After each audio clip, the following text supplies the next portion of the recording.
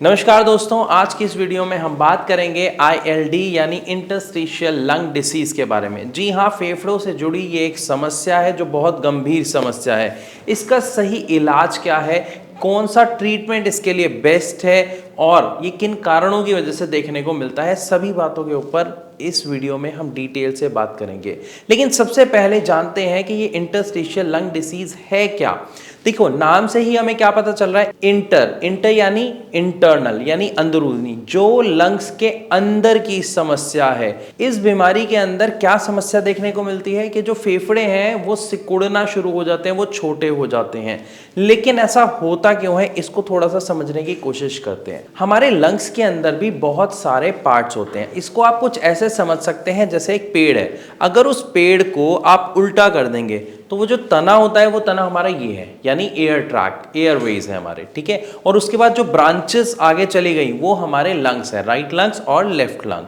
तो जब हम अंदर देखते हैं तो वहाँ पे ब्रांचेस होती हैं, पत्तियाँ होती हैं, टहनियाँ होती हैं। उसी तरीके से हमारे जो लंग्स हैं उनके एंड में जाके, जहाँ पर पत्ती होती है एक पेड़ में, वहाँ पर हमारे लंग्स में एंड में जाके एल्वुलाई होती है। एल्वुलाई यानी एक गुब्बारे नुमा चीज़ होती है जो जब हम सांस लेते हैं तो वो फूलती है, उसके अंदर ऑक्सीजन आती है और उसके बाद अंदर जाके वो ऑक्सीजन ब्लड में मिलती है और ब्लड से कार्बन डाइऑक्साइड को सोखती है और बाहर लाने में हेल्प करती है। लेकिन जब किसी भी व्यक्ति को ILD यानी इंटरस्टिशियल लंग डिसीज की समस्या होती है तो उसके एल्वुलाई में सबसे पहले समस्या आनी शुरू हो जाती है, वो हार्ड होनी शुरू हो जाती है, जिसकी वजह से जो सांस का आदान प्रदान है वो प्रॉपर नहीं हो पाता है और एक पेशेंट को सांस लेने में बहुत ज्यादा समस्या का सामना करना पड़ता है।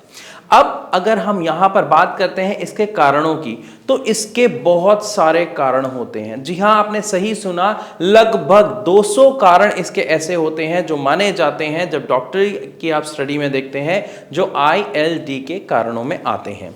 लेकिन इन कारणों में भी दो टाइप के कारण होते हैं, कुछ ऐसे जिनका पता होता है, कुछ ऐसे जिनका पता नहीं होता है। यानी अगर आप किसी ऐसी जगह पे हैं जहाँ पे पॉल्यूशन ज़्यादा है, या अगर आपके घर में चूल्हे वगैरह पे रोटी बन रही है तो वहाँ का धुआं आ रहा है, या आप किसी फैक्ट्री में काम कर रहे हैं जहाँ से मिट्टी, डस्ट या किसी तरह का केमिकल आपके अंदर जा रहा है, तो ये सब कारण हो सकते हैं ILD के। लेकिन कई बार ऐसा भी देखा जाता है कि आप अच्छी जगह रहते हैं, एटमॉस्फेयर आपका साफ है, आप कोई पॉल्यूशन वाली जगह में नहीं है, किसी ऐसी इंडस्ट्री में नहीं है, लेकिन फिर भी आपको इस समस्या का सामना करना पड़ रहा है। तो वहाँ पर ये पता लगाना नामुमकिन हो जाता है कि किस कारण की वजह से आपको इस समस्या का सामना करना पड़ रहा है। और इस समस्या में दिक्कत क्या आ रही होती है कि जब हम सांस नहीं ले पा रहे होते हैं और अंदर से एल्वुलाई हार्ड होता है और धीरे धीरे वो बाकी जो लंग का हिस्सा है उसको भी हार्ड करता जाता है और हमारे जो लंग का फंक्शन है वो धीरे धीरे कम होता जाता है। इसीलिए ये एक ऐसी समस्या है जिसमें एक व्यक्ति की जान तक चली जाती है, क्योंकि जब हम सांस ही नहीं ले पाएंगे तो हम जिंदा कैसे रहेंगे। और इसीलिए इस समस्या के शुरुआती लक्षणों को पहचानना बहुत जरूरी है। जी हाँ, अगर हम अब लक्षणों के बारे में बात करें तो सबसे पहला लक्षण यहाँ पर हमें देखने को मिलता है सूखी खांसी। जितने भी पेशेंट जब भारत होम्योपैथी में अपने ट्रीटमेंट के लिए आते हैं तो ये सबसे पहला लक्षण होता है जिसकी वजह से वो परेशान होकर डॉक्टर से संपर्क करते हैं कि उनको काफ़ी टाइम से खांसी बनी रहती है, सूखी खांसी रहती है, कोई बलगम की समस्या उन्हें खास तौर पर देखने को नहीं मिलती है। लेकिन ये खांसी उन्हें काफ़ी ज़्यादा परेशान करती है, सुबह शाम दोपहर हर वक्त उनको खांसी की समस्या रहती है। जैसे ही वो कुछ काम करना शुरू करते हैं या उनकी थोड़ी सी भी एनर्जी लगती है किसी काम में तो उनको खांसी उठनी शुरू हो जाती है। इवन इसी के साथ साथ एक दूसरा लक्षण ये भी देखने को मिलता है कि छोटे मोटे काम यानी उठकर नहाने जाना या रसोई तक जाना, सीढ़ी चढ़ना, इतने में बहुत ज़्यादा सांस फूलने लगती है। आप नॉर्मल काम भी नहीं कर पाते हो, अपने रोजमर्रा के काम भी करने लायक नहीं रह पाते हो और इसी वजह से उस व्यक्ति का वजन घटना शुरू हो जाता है। ये तीसरा लक्षण है, क्योंकि जब सांस लेने में आपके एक्स्ट्रा एफर्ट्स लग रहे हैं, एक्स्ट्रा जान लग रही है, तो इसका सीधा असर आपके शरीर और आपके बाकी पार्ट्स पर पड़ता है, जिसकी वजह से वजन घटने का जो सिम्टम है वो खास तौर पर हमें देखने को मिलता है। और वजन घटने के कारण कमजोरी आना, चक्कर आना भी इसके लक्षणों में गिना जाता है। तो यहां तक हमने बात की कि ये समस्या क्या है, दूसरे में हमने बात की कि इसके कारण क्या है, और तीसरी बात हमने क्या की कि इसके लक्षण हमें क्या देखने को मिलते हैं।